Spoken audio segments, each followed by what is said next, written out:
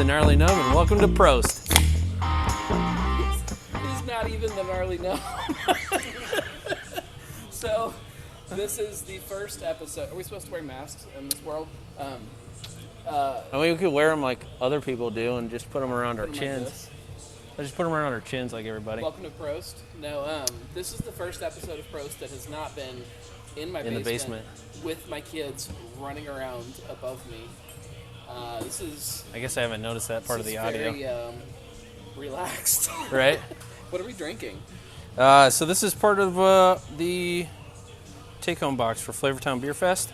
We should before we dig into we're at BCs. Oh yeah, that's probably a good start. We should say who you actually are. Right. Oh, this is good.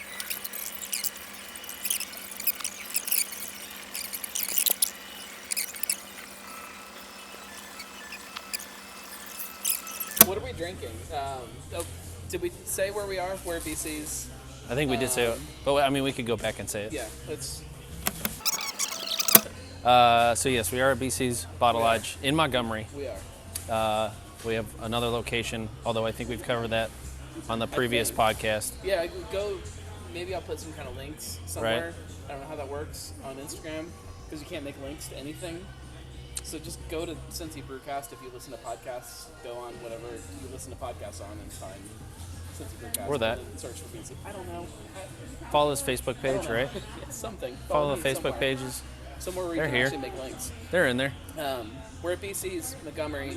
We are on not even the eve of the beer festival. We're leading up to Was it this the beer Eve? Or the Eve? I think it's the Eve, yes. If I could flip the camera around and you guys can see the chaos that is in the corner of the room right now.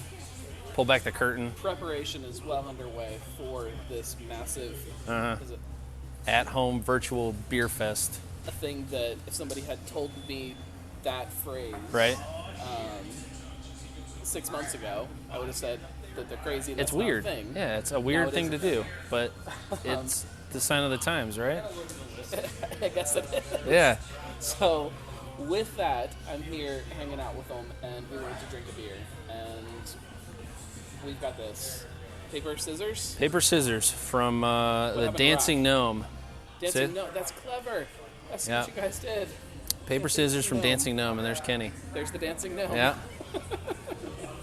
Yeah. So they're out of Pittsburgh, Pennsylvania.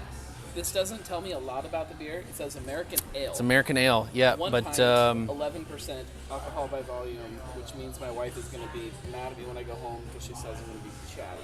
it's from what I understand, and this is probably based off their Untapped profile, but this is a triple IPA. I'm not quite sure the hop profile, but it's got, if I remember correctly, at least a 4.25 on Untapped if you're into those kind of ratings. What's Untapped? I know, right? That's a joke. It's weird. Never heard of it. It's Never heard of it. big beer. Like it's definitely hoppy, and especially when I when I get ready to drink it, I get a lot of the hop perfumey aroma. But when you start to drink it, like there is a big bodied kind of.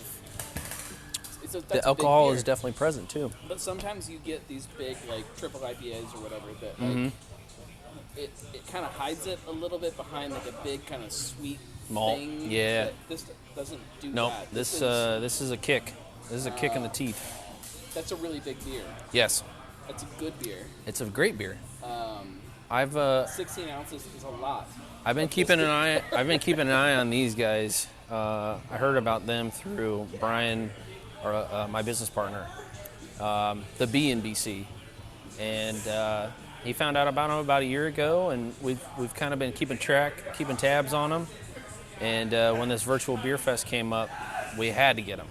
Yeah, I mean, with a quality like this, I mean, there's a reason why we went after these guys. And it's one of those beers that you don't typically see when you walk in and look at a tap board. No, not generally. It's something that's very one-off. It's special. It's good. It's big. Yeah. It fits for an at-home. I almost want to pour it into a glass to see what it does. You want to use a Flavortown glass? Ooh, yeah, Flavortown glass. Oh, way to go, Kenny. Good call. I like marketing. Right? There we go.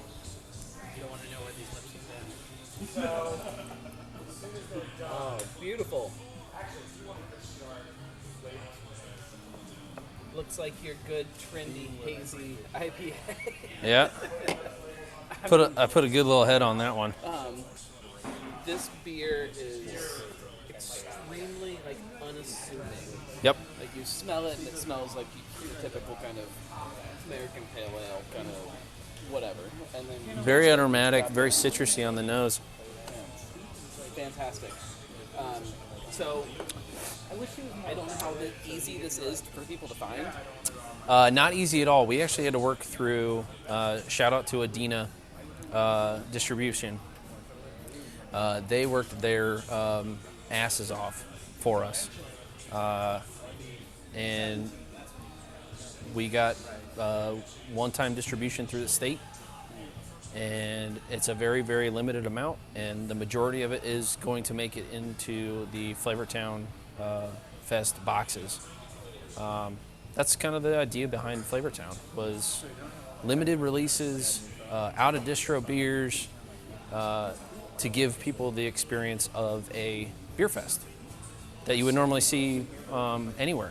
Yeah. And depending on when you're listening to this, we're going to record an episode tonight, I believe, kind of about the beer festival and right. where it happened and how it happened and why it happened, and we're going to do that. So when you're listening to this, if it's when it first posts, you may not have that episode yet, but it's coming soon.